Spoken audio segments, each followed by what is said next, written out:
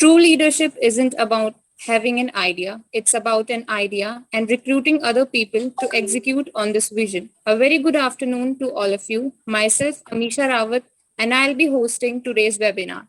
We all are here for webinar on the topic Recruitment and Selection, which is organized by Digisaksham. Digisaksham is an initiative of SEMS Group, which has developed content for over 300 courses in multiple languages, which range from 4 hours to 6 months in various sectors of IT, BFSI, retail, and entrepreneurship for all age groups, from school children, youth, professionals, and senior citizens. DG Saksham has also conducted more than 100 webinars, 10 FDPs, and workshops, 6 international conferences also. DG Saksham impacted more than 15,000 plus lives through various webinars, conferences, workshops, and seminars across the globe. So, moving with the today's topic of the webinar, recruitment is a key responsibility of the HR department, while HR works in many areas, including employee engagement, employee development, data management, and many others. One of the key areas of focus for HR is to attract, select, and onboard suitable candidates for the organization. Recruitment is the process of attracting qualified candidates for a job role, and selection is the process of identifying and selecting the right candidate for that job. So, to guide us all through this topic, we have our today's speaker with us, Mrs. Yogita Bansal. Ma'am has been teaching HR, economics, and business law for past 14 years to management students. She did her MBA from prestigious college Banasthali Vidyapeeth after doing BA honors in economics and political science. Her areas of interest are macroeconomics theories and principles, organization behavior, HRM, and business law, and industrial relation, etc. Thank you, Amisha, for this nice introduction. So, hello, good afternoon, everyone. I'm really happy and delighted to be here today, and I would like to extend my heartfelt thanks to Team Digisaksham.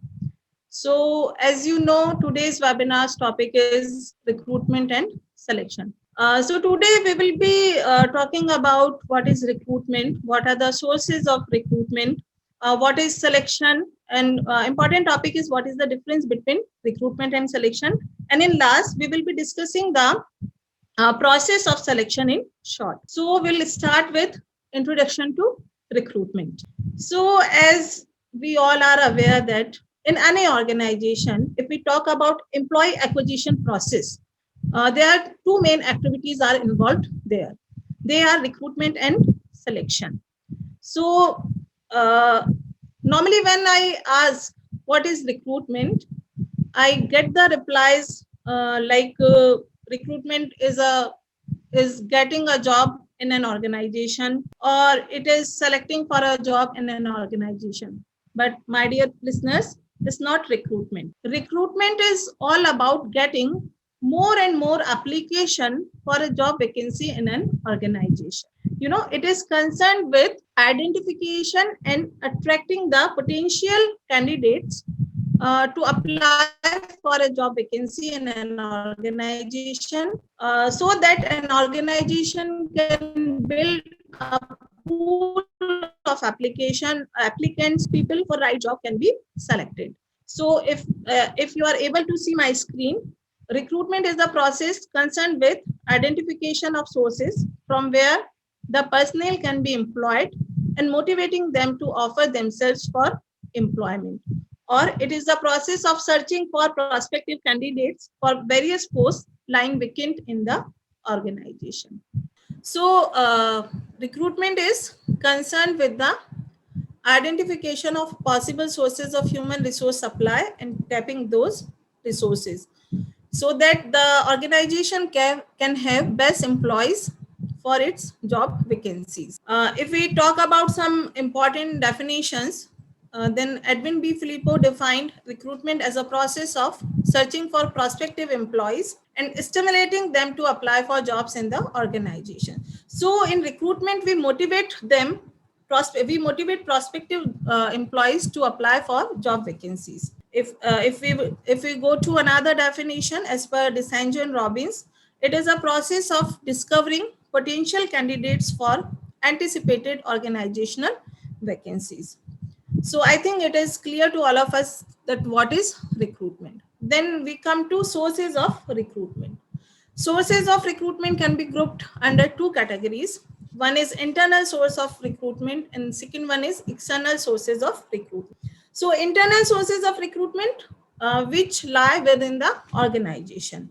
We get applications within the from within the organization, and these sources are promotion or demotion of existing employees, transfer of existing employees, extension of the service of ex-employees, skill inventories, dependents and relatives of the deceased and disabled employees, etc.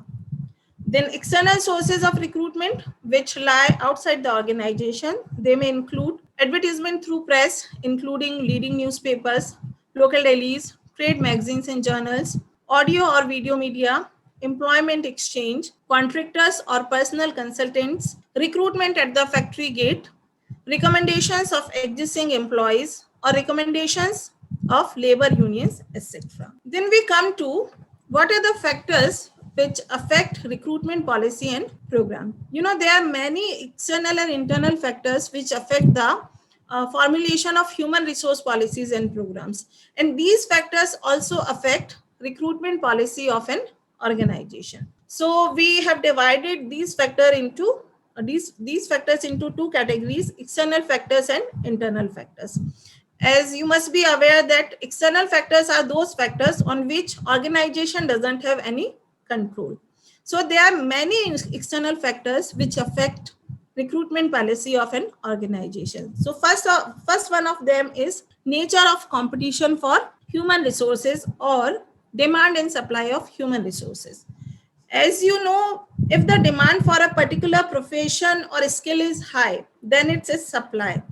Then an organization has to make an extraordinary effort to attract more and more prospective employees to its job vacancy and vice versa. Then comes unemployment rate. If in a particular area unemployment rate is very high, if it is very high, then simple recruitment policy may be adopted by an organization. But if it is low, unemployment rate is low, then a detailed and complex recruitment policy will be needed to attract more and more applications.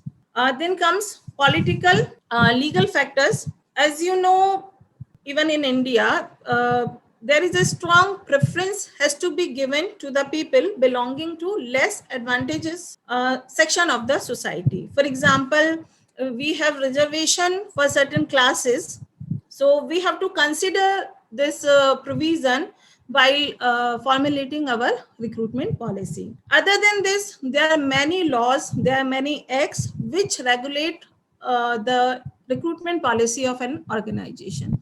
For example, if we talk about the Child Labor Prohibition and Regulation Act 1986, that prohibits the employment of child in certain professions.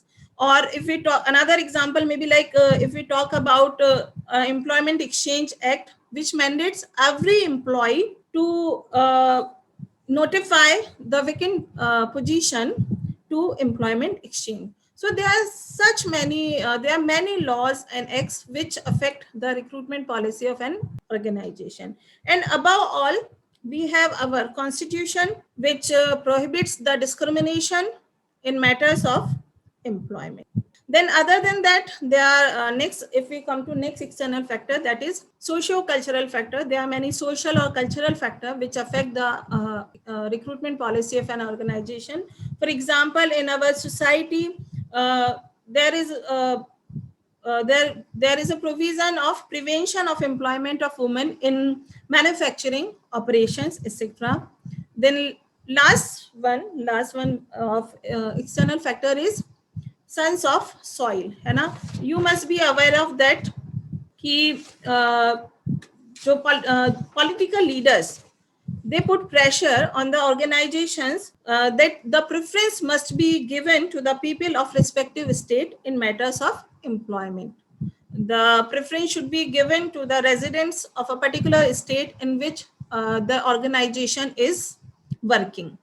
So these are the some external factors which affect recruitment policy and program of an organization. Then we come to internal factors which are affecting the recruitment policy of an organization. So, and internal factors are those factors on which organization can exercise its control.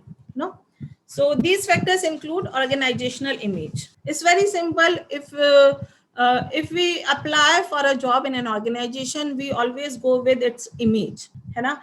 If image of an organization is very good, then it would be very easy for the organization to attract the large number of job seekers as compared to the organization which is not having good image. Then size of an organization also determines the number of employees, number of prospective employees which will be attracted towards the job vacancy. A small organization cannot have the same recruitment policy as a large organization have.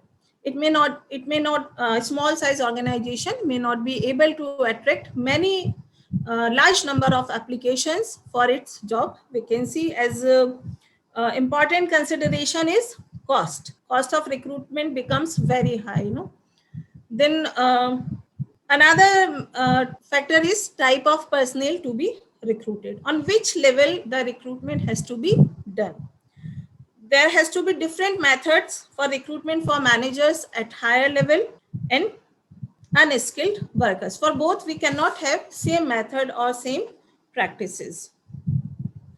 Then comes past practices of the organization related to recruitment. Past practices related to recruitment adopted by organization have their impact on present and future recruitment practices.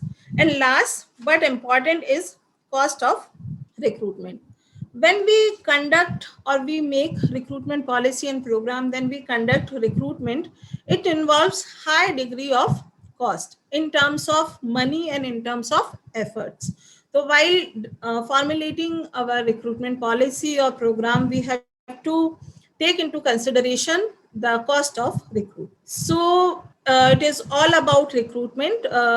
We discussed concept of recruitment, sources of recruitment, and factors affecting recruitment policy and program. Now we come to concept of selection. So what is selection? Selection is to discover the best fits among the group of recruited candidates for the assignment to various jobs in the organization. Through recruitment policy, we have gathered, we have got a list of potential candidates. In selection, we try to find out, to discover the best employee among that group, so that organization can be benefited with his or her efficiency or effectiveness.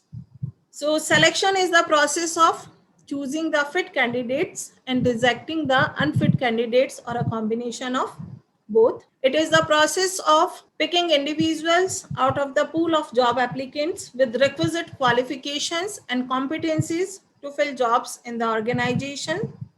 It differentiates between applicants in order to identify and hire those with the greater chances of success in a job. It is also called a negative process. It is called a negative process. Why? Because there are more candidates who are rejected than those who are selected in most of the selection process. Vacancies are for 2 and 3 people, or 5 or 10, or we get application more than 100 or 200. So it is also called a negative process, because we have to reject more than we have to select. If we talk about some definitions, so daily order defines selection as a process in which candidates for employment are divided into two categories. One category is those who are to be employed, and other one is those who are to be rejected. Keith Davis defines selection as a process in which an organization chooses from a list of screened applicants the person or persons who best meet the selection criteria for the position available in the organization. So now we come to difference between recruitment and selection. So if we talk about definition of recruitment and selection, then one difference comes from there only. Recruitment refers to the process of identifying and encouraging prospective employees to apply for a job, while selection is concerned with picking the right candidates from a pool of applicants. Recruitment is positive in its approach as it seeks to attract as many candidates as possible. The objective of recruitment to get as many applications as possible. On the other hand, selection is negative in its application because in it seeks to eliminate as many unqualified applicants as possible in order to identify the right candidates. Recruitment and selection on the basis of techniques involved. In recruitment, focus is on quantity. So recruitment techniques are not very intensive, they are very simple. As against this, in selection, our focus is on quality. So selection process requires highly specialized techniques. They also differ in terms of their outcome. The process of recruitment, the outcome of recruitment is application pool, which becomes input for selection process. And the outcome of selection process is in the form of finalizing candidates who will be offered job within the organization. So recruitment and selection both are different terms. At many times we use them interchangeably, which is not correct. Now, I hope now it is clear to all of us what is the difference between recruitment and selection. Then we come to process of selection. Selection is a very lengthy process and it starts from the preliminary interview of the applicants and ending with the contract of employment which is given to selected applicants. So it may involve many steps. Steps of selection differs from organization to organization, but I'll be discussing some common steps which are being adopted by most of the organization in process of selection. So we will start with process of selection, and the first step in process of selection is preliminary interview, which is very general and basic interview. It is conducted so as to eliminate the candidates who are completely unfit to work in the organization. This leaves the organization with a pool of potential fit employees to fill their vacancies. Uh, Applicants who clear this preliminary interview will go for next step, which is selection test. In order to check the mental ability and skills of an individual, several tests are conducted by the organization. For example, intelligence test, aptitude test, interest test, psychological test, personality test, etc. These tests are conducted to judge the suitability of the candidate for the job. These tests are conducted to see whether the candidate will be able to perform the job effectively and efficiently or not. When who clears the selection test goes for next step, which is employment interview. This is one-on-one session with the candidate to gain more insight about him. Here the interviewer asks questions from the applicant to discover more about him and to give him the accurate picture of the kind of job he is required to perform. An interview may be of many types. Interview may be a structured one or unstructured one. Interview may be one-to-one, in which there will be only one interviewer. It may be a sequential interview, or it may be a panel interview in which there will be a group of experts who will be asking questions to candidates. Then comes checking references. After clearing the hurdle of interview, the next step is checking references. The organizations usually ask for the references from candidates to cross-check the authenticity of the information provided by them. If you have prepared your CV, then you may have also given the references. These references could be from the education institutes, from where the candidate has completed his studies or from his previous employment where he was formally engaged. Nowadays, organization may also check your social media accounts to see your conduct or to see your behavior or to see your character. These references are checked to know the conduct and behavior of an organization, of an individual, and also his potential of learning new jobs. Then comes physical or medical examination. It is compulsory among most of the Indian organization to ascertain physical standards and fitness of prospective employees.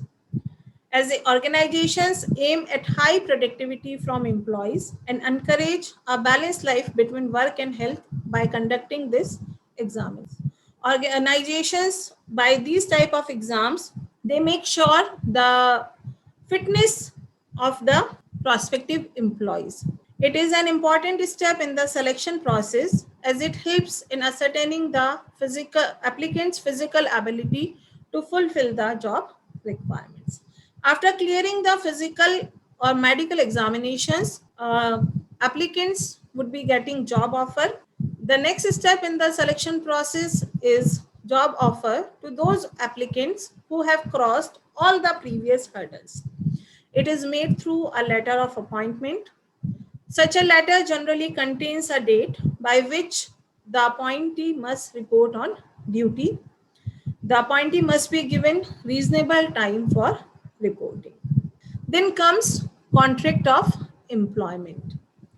Contract of employment is a written agreement. It is a written agreement between selected candidate and organization, which specifies terms and conditions under which a person agrees to perform certain duties as directed and controlled by an employer in return for an agreed upon wage or salary. The contract includes name of the business, name of the organization, name of the candidate, title, designation of the job, description of the job, the wage or salary associated with that particular job, hours of work, holiday entitlement, location of the job, probation period, notice period, regulation related to pension, date of joining, provisions related to leaves, work rules, and so on.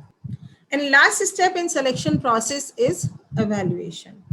As selection process involves a large amount of effort in terms of time and money, so attempts should be made to assess effectiveness of selection process. For this purpose, adequate records must be maintained. There is an urgent need to determine the criteria of evaluation in advance so that effective evaluation of selection process can be done. So this is all from my side. Thank you very much for listening me. I hope it was an interesting or knowledgeable session for all of us. So we would like to thank you, ma'am, for sharing this valuable insight about this topic. And I would also like to thank you on the behalf of our organization for being us with us today. And thank you all. We appreciate you for attending this webinar.